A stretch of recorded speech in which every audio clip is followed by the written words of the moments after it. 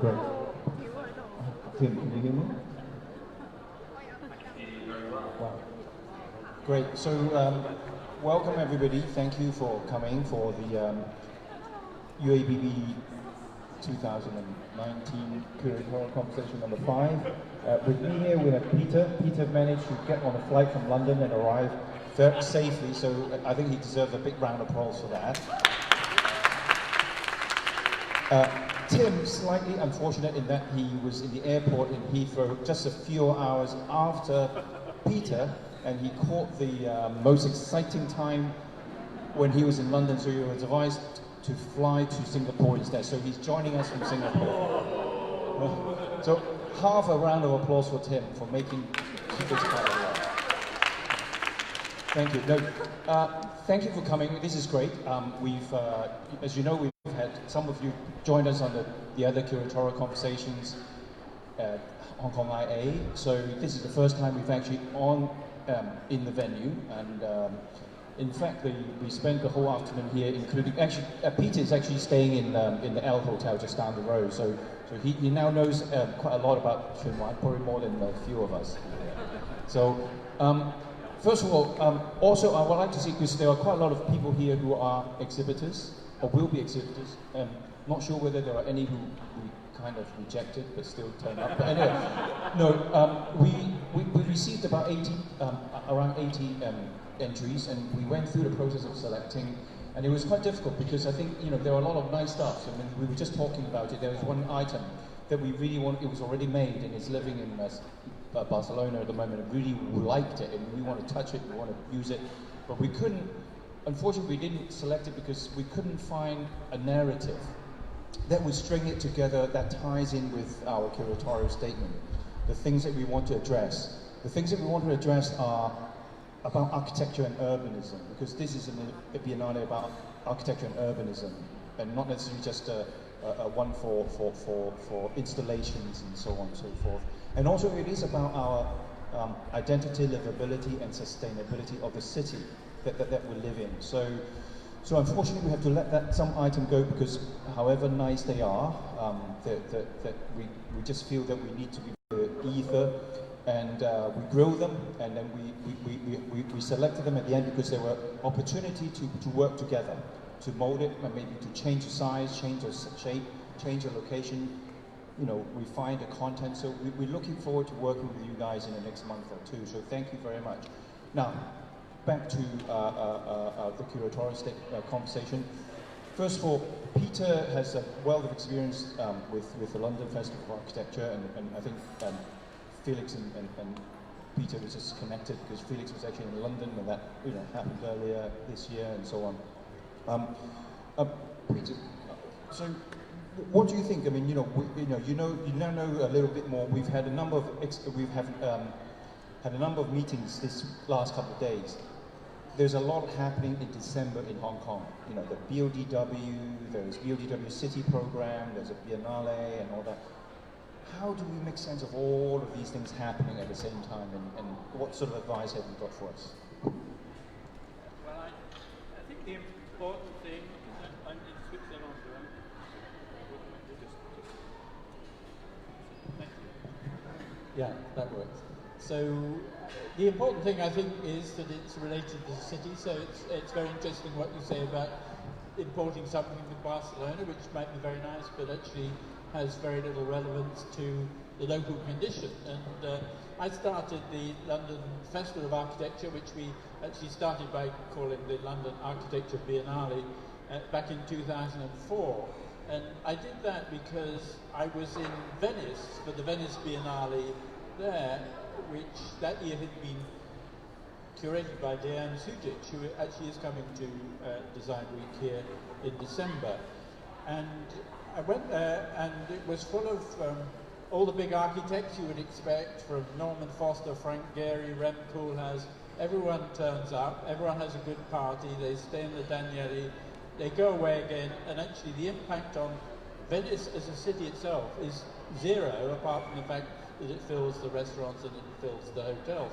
But it has no impact on the fabric of the city or indeed the people living there. So I thought that what we needed in London was an event that would actually impact on people, that you could actually attract people to come to it, to understand a bit more about how the city is shaped and get involved in the debate about urbanism and architecture.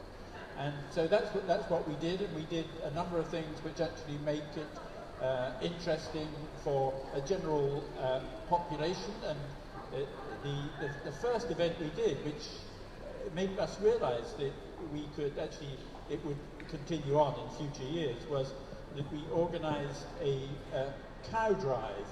And basically this was in a street which is called St John Street in Clerkenwell in London, which goes down to what was in the 17th century was the traditional market where cows were driven and then they were killed and then eaten. So we thought we'd recreate, and we found the actual make of cow, or the breed of cow, which would have been driven down that street in the 17th century, and we recreated that. And that reinforced to people that why it was a wide street, for instance. I mean, the size of the street was actually relevant to its history, and also it impacted on all the services along the street was lined with restaurants. That goes back to all the bars and so on, which used to be there for the cow herders who would arrive and want to drink when they got rid of all their cattle. So our story was that basically the history of cities is very much a part of the discussion of their future. You have to understand what has shaped the city, you have to understand what communities they're involved in the city, but also you provide a spectacle which brings people something they can really understand, engage with, and then get involved in the conversation. So I think involving broader public in the conversation is really what these events are about.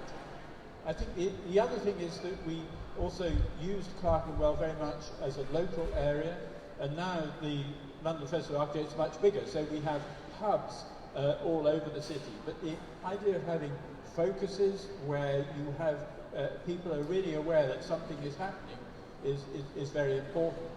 And I think the third thing is that Chin Wan is a part of Hong Kong that I have never been to until I came out to see the mills back in April. I didn't know what it was like as a place, I didn't really experience it, but I think that festivals can actually get people to come to places they haven't generally been conscious of, aware of. It changes their mind map about places, how to get there, how their development is taking place. And I think that having it here is a great way of not only showing off this really great place here, but also introducing people to parts of the city they may not normally go to. First, before I go on, I just want everybody to say a big thank you for Book B for supplying us with the refreshments and the food. So thank you very much for them. Thank you. That was a nice little surprise as well. Thank you for arranging it, Alan. I know, actually, at this point, I would like to bring in Bernard for a few things, because we talked about this very broadly. For the benefit of people, all the people here, could you say a few words about the background of the Biennale, the Hong Kong the Bi-City Biennale? Because it's interesting, because as I said, every time I said I'm involved with the Biennale, the first thing that people say to me is, oh, the one in Venice. Well, actually, no. And then the second thing they say, well, we've been there before. Oh, the one in Hong Kong, we've been there before. What, you mean the one in Shenzhen? It's kind of interesting, but we want to change that. We want to think, well, we've got a Hong Kong Biennale. It's about Hong Kong. It doesn't matter how much resources we have. You know, it is very, very much. Even if we invite, people like Peter and Tim to come and other exhibitors, we want them to have a view about what we do. Maybe just very briefly, the Biennale, we call them UABB, is a Bi-City Biennale for urbanism and architecture. That's been organized since 2005, when Shenzhen side, in the first year, only Shenzhen had their own Biennale. And then they invited us in 2005, and we started to collaborate since 2006, where the two cities would exhibit generally concurrently. And Shenzhen have their show in the Shenzhen side, and we try to find our venue and also, of course, our curator teams. So that's been organized. by Hong Kong IA together with Designers Association and Hong Kong Institute of Planners. And in these years, we have set up the Hong Kong IA Biennale Foundation. So the Biennale Foundation, which in fact the members nominated by the Hong Kong IA Council would entrusted the Biennale Foundation to organize this. For this years, we have got major fundings from the Hong Kong government, the Create Smart initiative. So they sponsor us generally in the order of about Hong Kong dollars 6 million for 1 year. Now this compared with the budget for Shenzhen, which is about 5 times. Ours is a very, in a way, you know, the construction costs and all these things in 10 years ago for Shenzhen is much cheaper than Hong Kong. So they could organize a grander show. They have got venues which they collaborate with developers. And after the Biennale, the venues in the last many years, it turned into different types of regenerated new venues for city regeneration. Now, for our case, despite all the difficulties, I think the Hong Kong IA Council and sitting beside me, like our current president, Felix, in fact, they've been very supportive.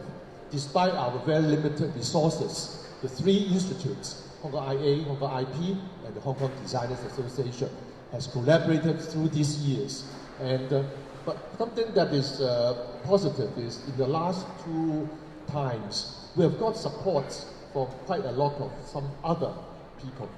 Some may be not only developers, but like people who in fact would like to sponsor us. So we ourselves can raise another 1 million to 1.5 million from some private donation.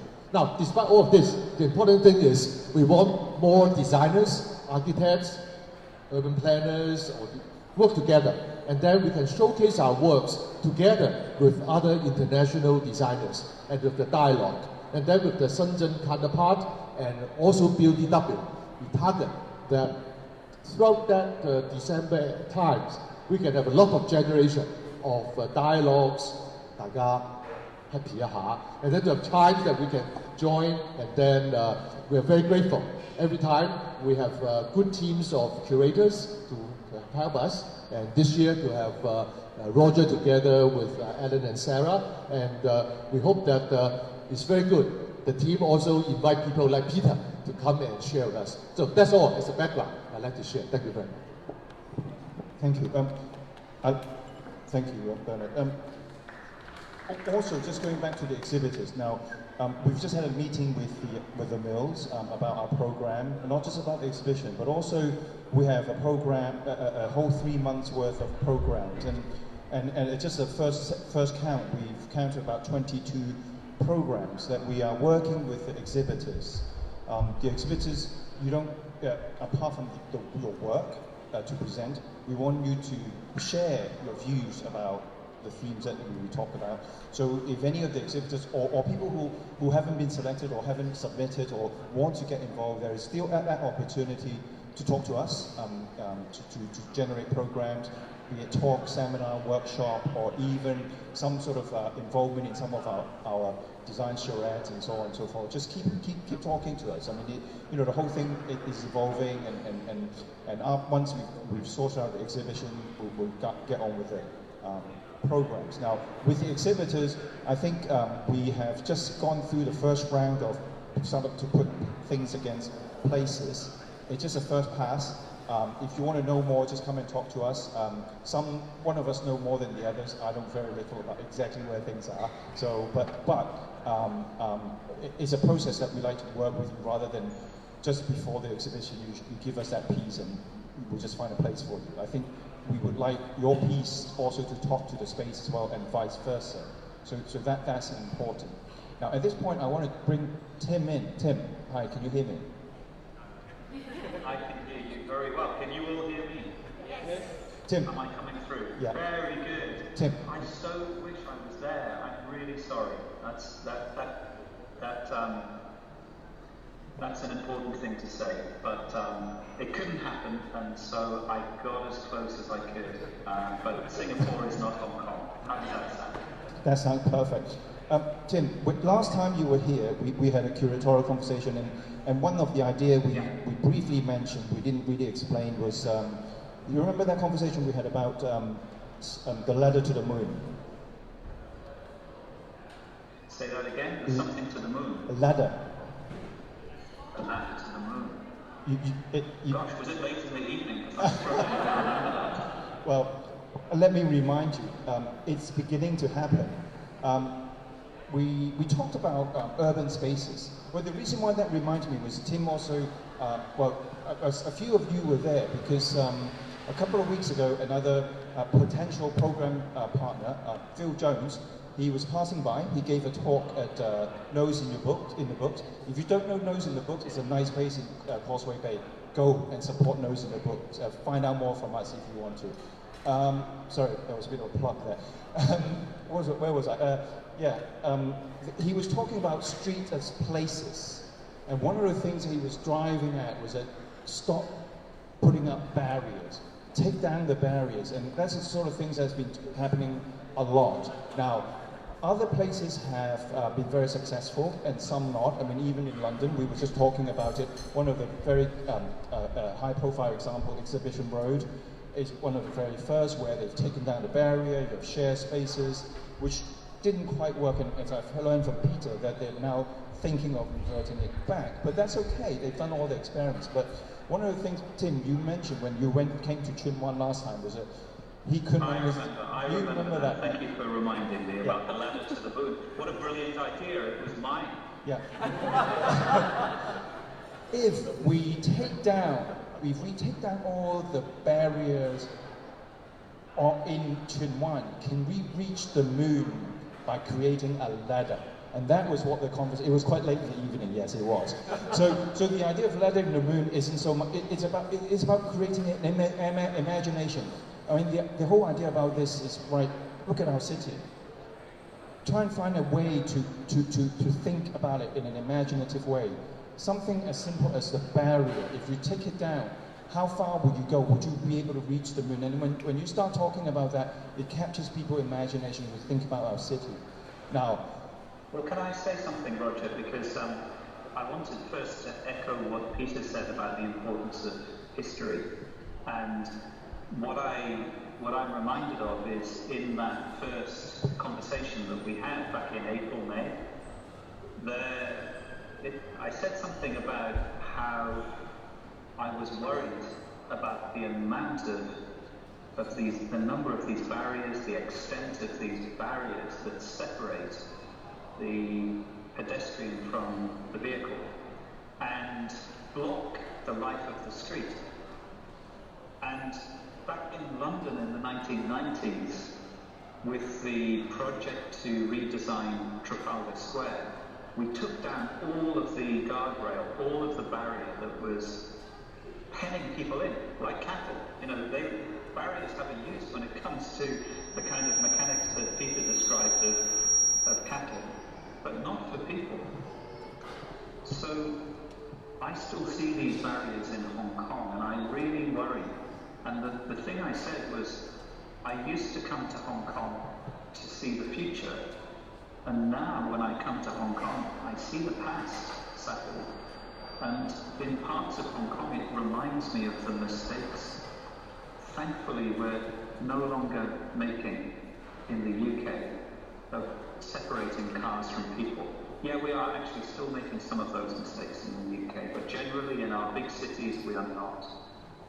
So that's, I think that's a really important point, and let's take down those barriers, bring the life back to the street, give the street back to its essential purpose, which is to create business and create culture.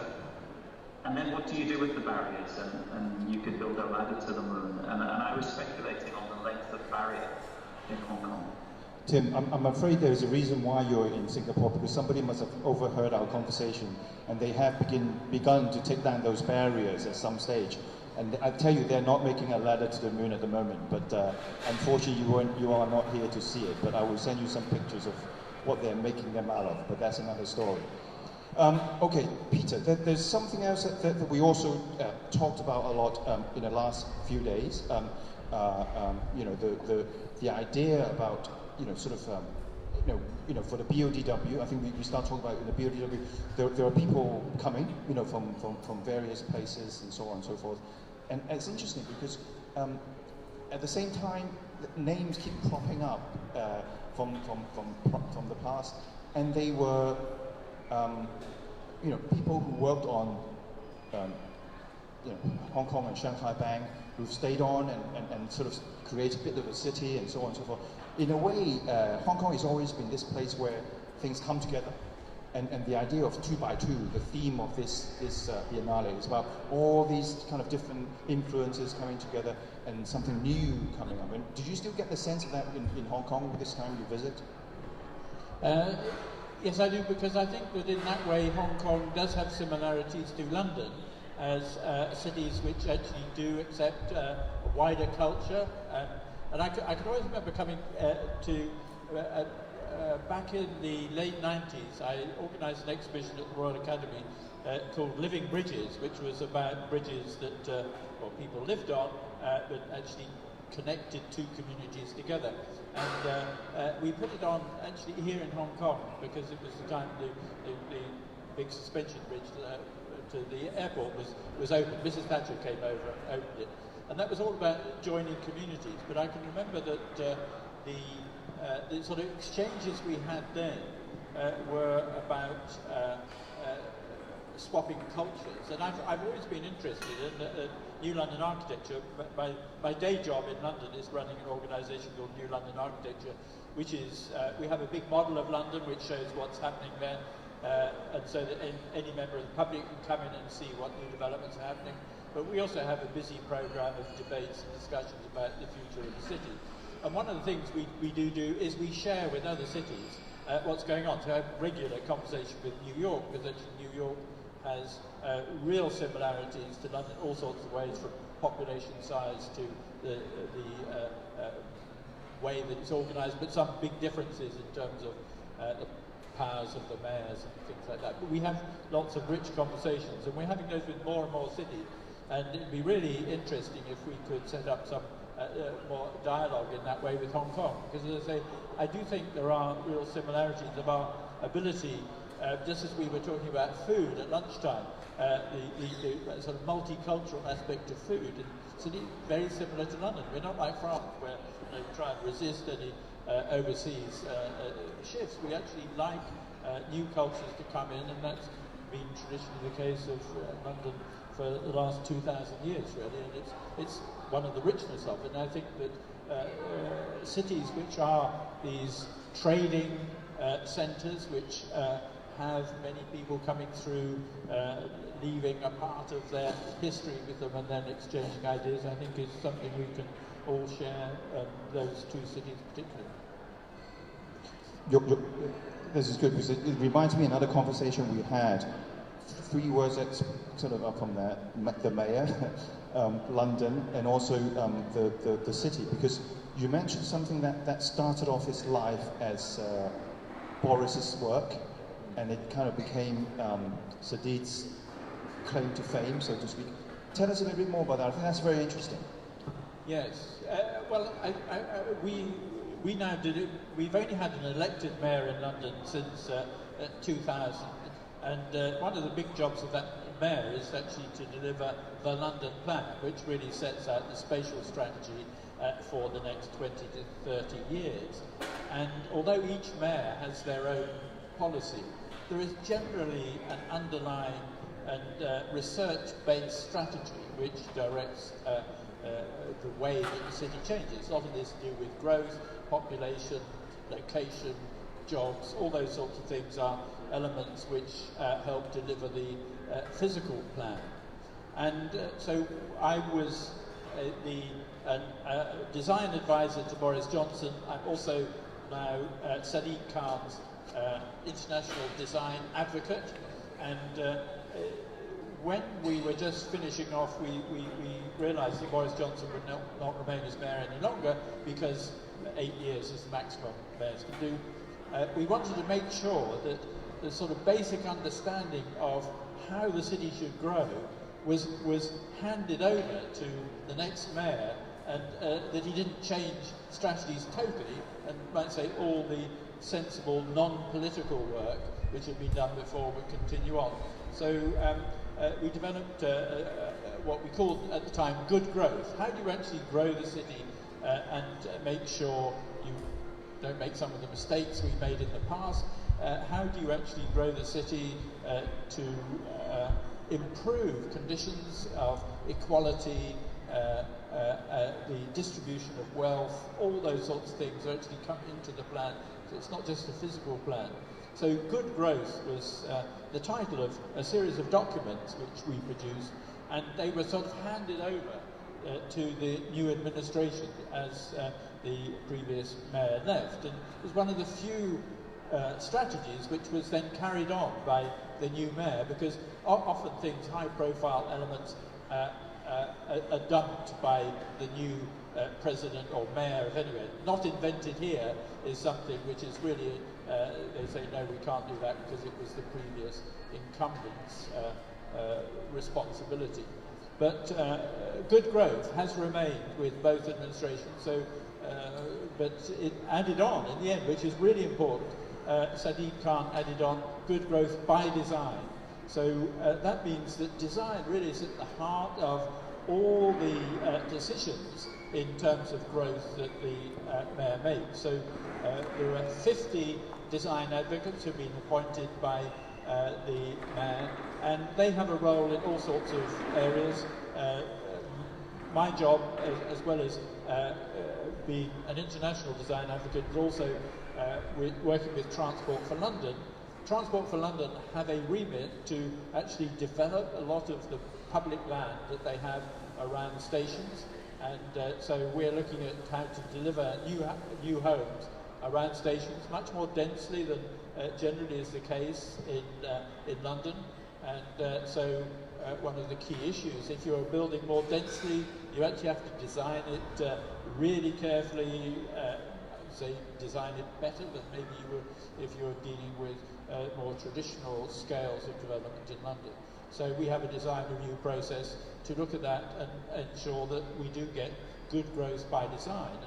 And the design advocates have a range of roles at making sure that that programme is rolled out, and design remains a key part of development in the future.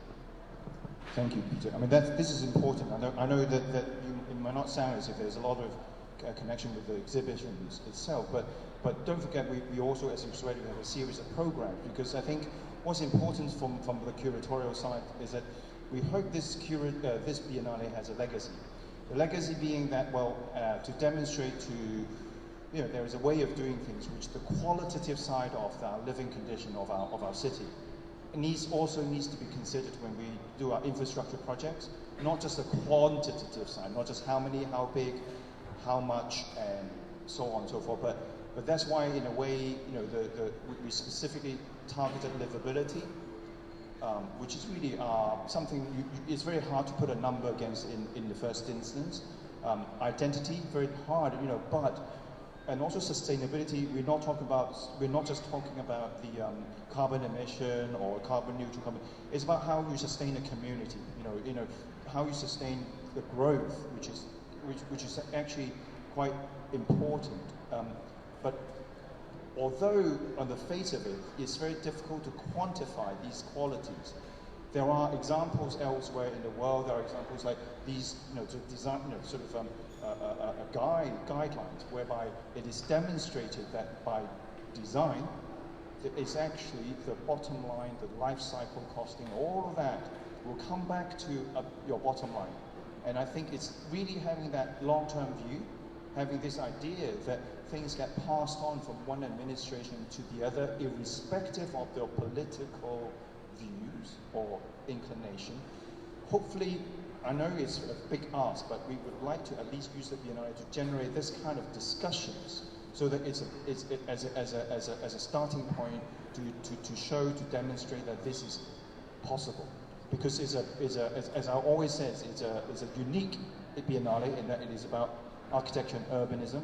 Out of those 100-odd biennales throughout the world, this is the only one that is about architecture and urbanism.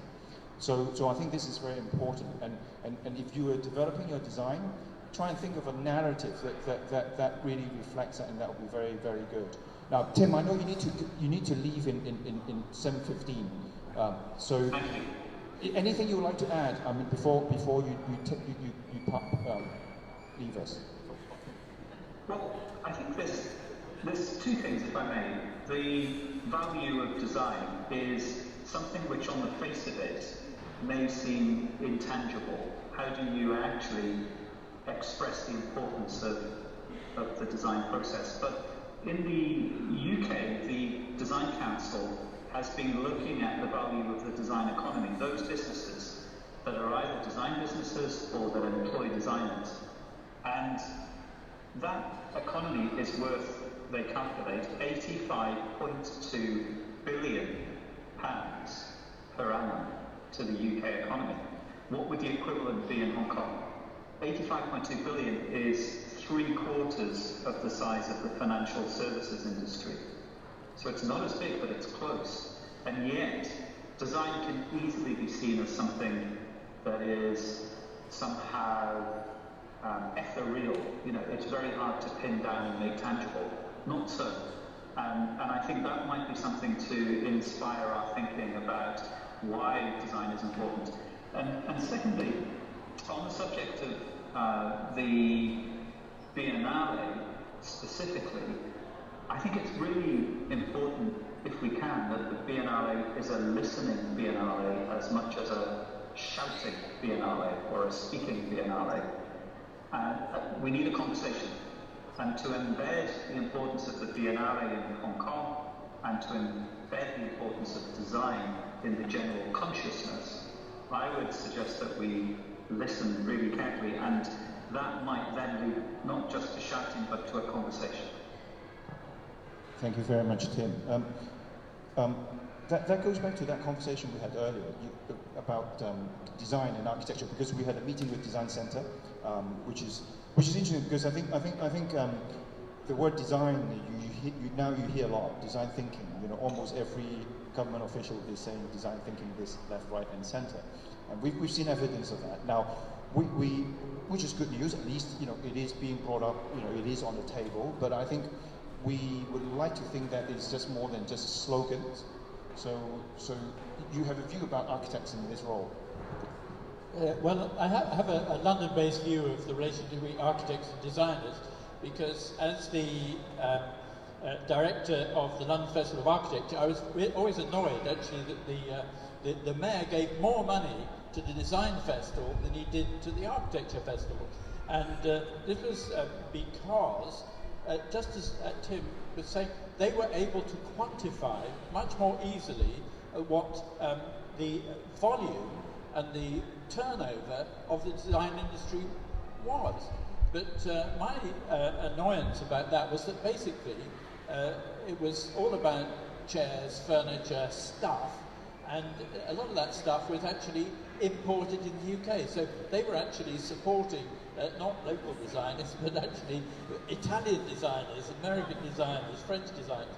So, and really, the most important thing is to support the built environment that can actually help deliver not just value added, which we then did learn. So we actually, as part of the festival, we did get economists to actually look at the benefits of the architectural profession to the city.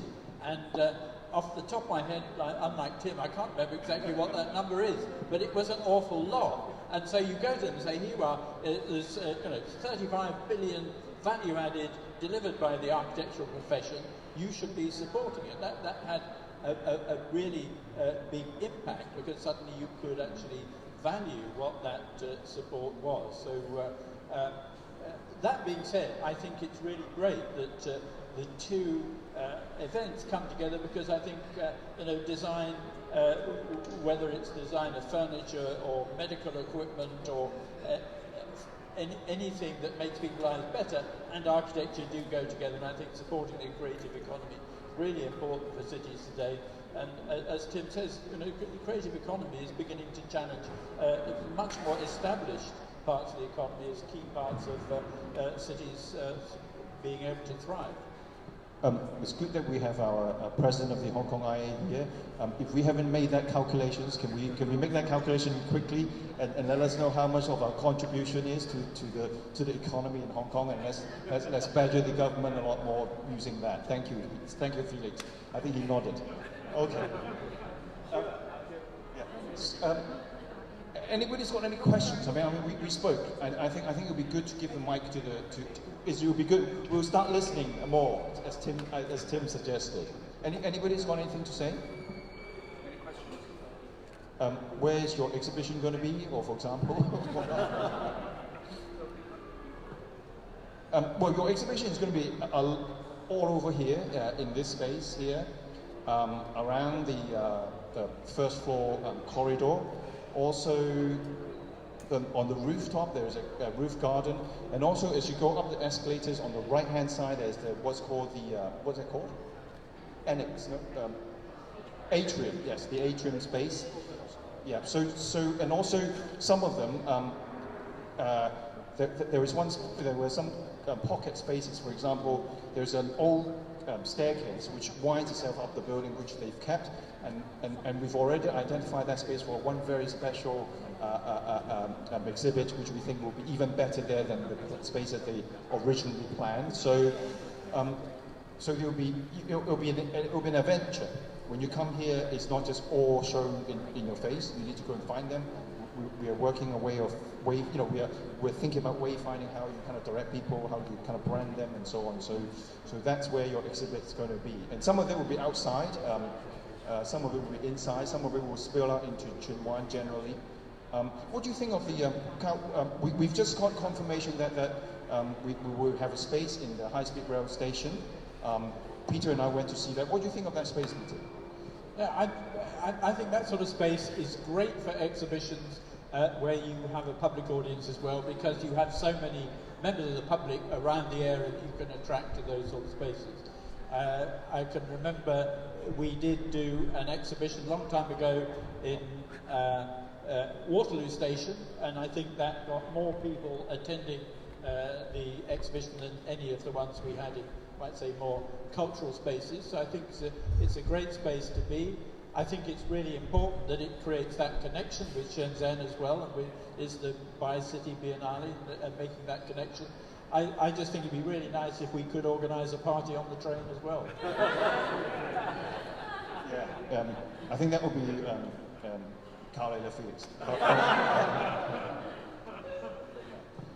Any question? Speaking of parties, I'm just going to say goodbye to everyone. Thank you, Tim. And I'll see you all soon. Okay. Take care. Jason, have a question.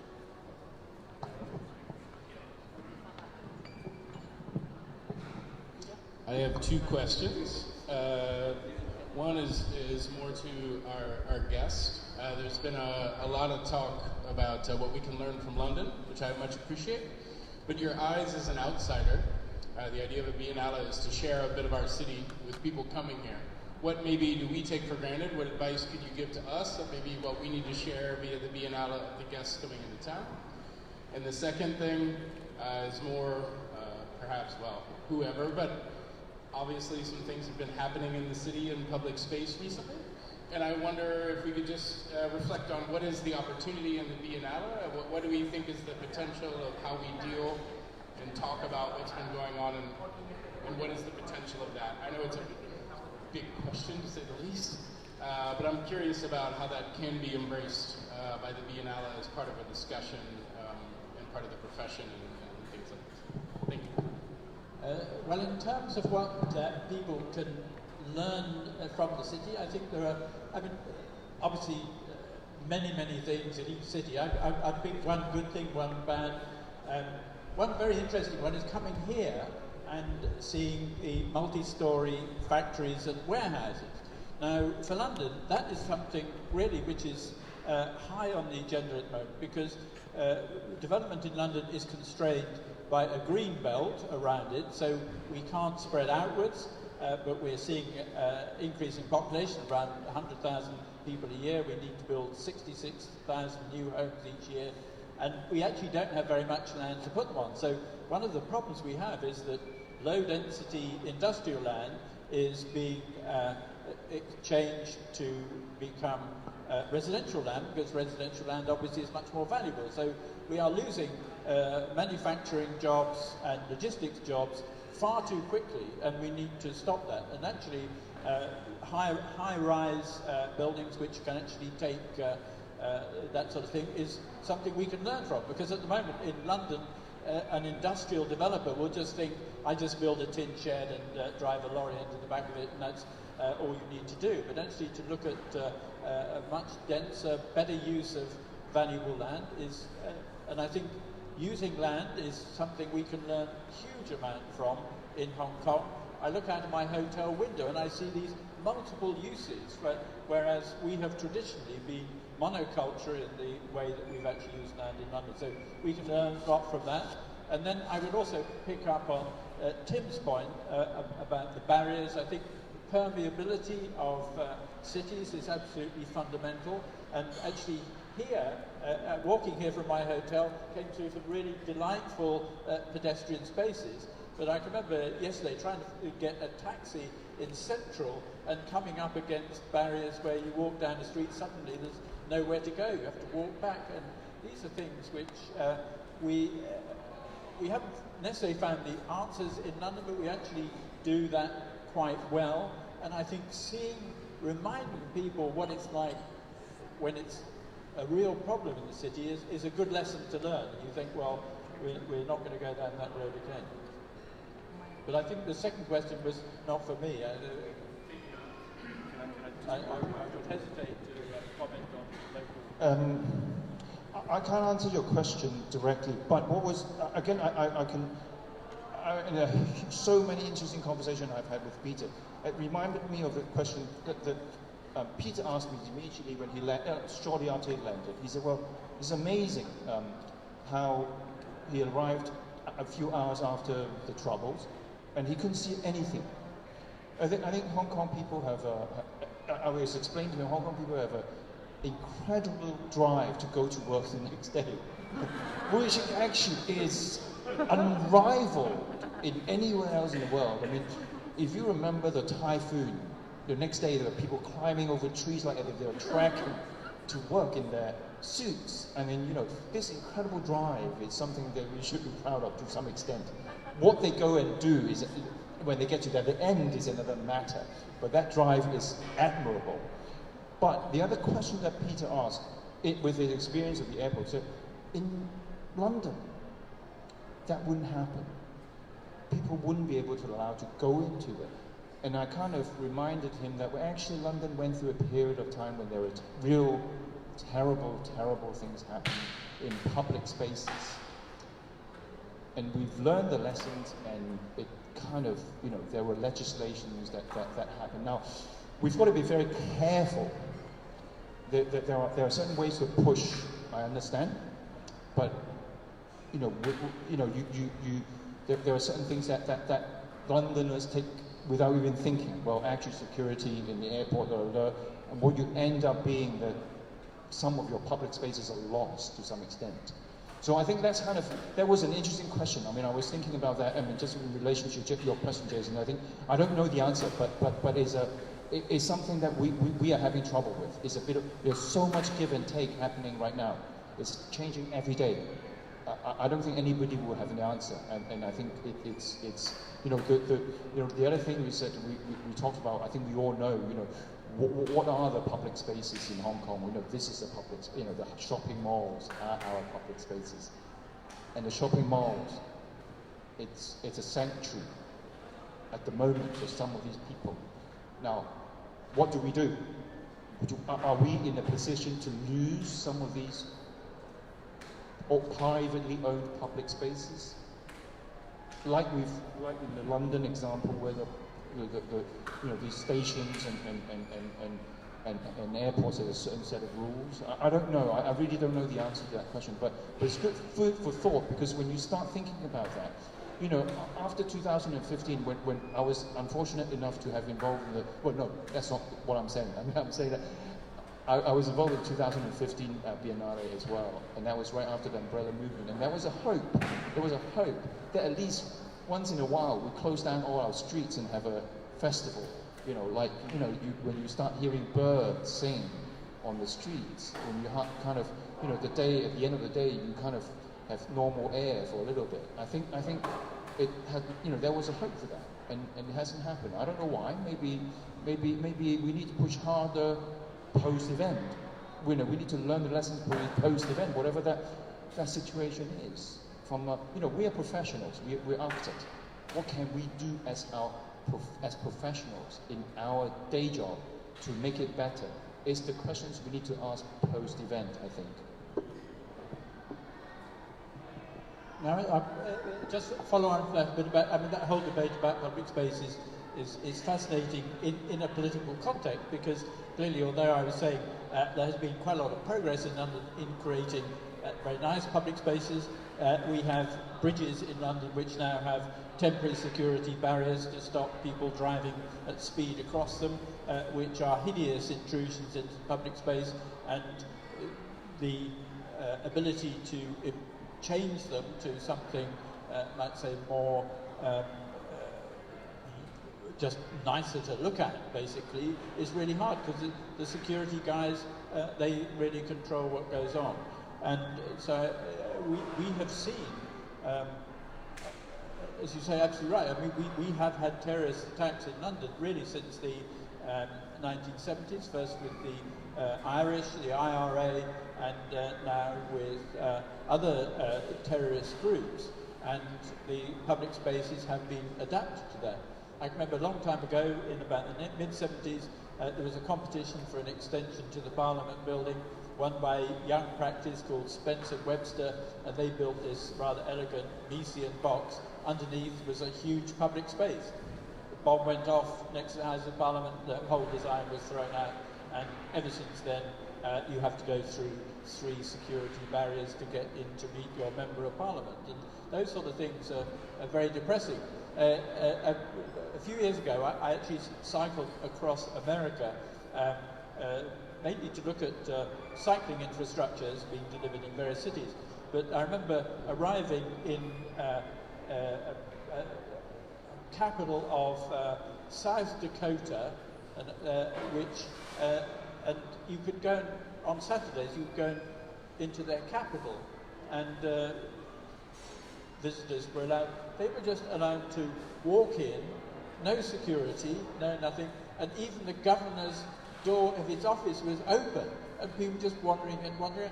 I thought this is just so amazing compared to London, where every office, you know, you get stopped by a security guard before you get to the door, you have to show your card. I mean, places that have not seen those sorts of problems are able to do that. We live in a world where this is happening more and more, and it is impacting on public space, and it's impacting on our daily lives, really. And I'm not quite sure whether we're ever going to get back to a situation where we don't need that. And I would say, right at the moment, we're not going in the right direction. So my name is Eric from Architecture Commons, my partner Rick. We're very grateful to have this opportunity to actually, we're talking as we're coming over here to kind of explore issues that are really outside of the day-to-day, and it really actually gives us a lot of thoughts of things that we could do to the society in a lot of ways. But kind of following up on your sentiment, two things that I want to say. One is I think we're really interested in the process of actually how designers can work with other stakeholders, especially at a time like this. And also, so one question is learning from, say, new Little London architecture, how you guys were able to sort of work with different stakeholders in London, how we can learn from that, like what advice would give to all us kick-ass designers and architects right here in Hong Kong. And that's one thing. And the second is, I feel like I'm really excited to see all of your exhibits and going forward. And I would love to see how we can actually work together as a group too, like how we here as a group can sort of culminate something that comes out of this creative exercise, and collectively maybe thinking about also the processes of doing that and how we can sort of converse as a group of designers, like how we can together do something. So, so two things. Well, I think how we put New London architecture together was arose slightly out of the Festival of Architecture as well, and that we've always thought that these things need to be collaborative across the profession, and not just architecture but engineering and all the other construction and development related professions, because putting up buildings and urban planning is a collaborative effort. And so one of the things that we've done at New London Architecture is that we started off just looking for funding, as one does for organisations like this, from the public sector. So at that stage when we started, there was a Labour government, left-wing government, and they were providing grants for organisations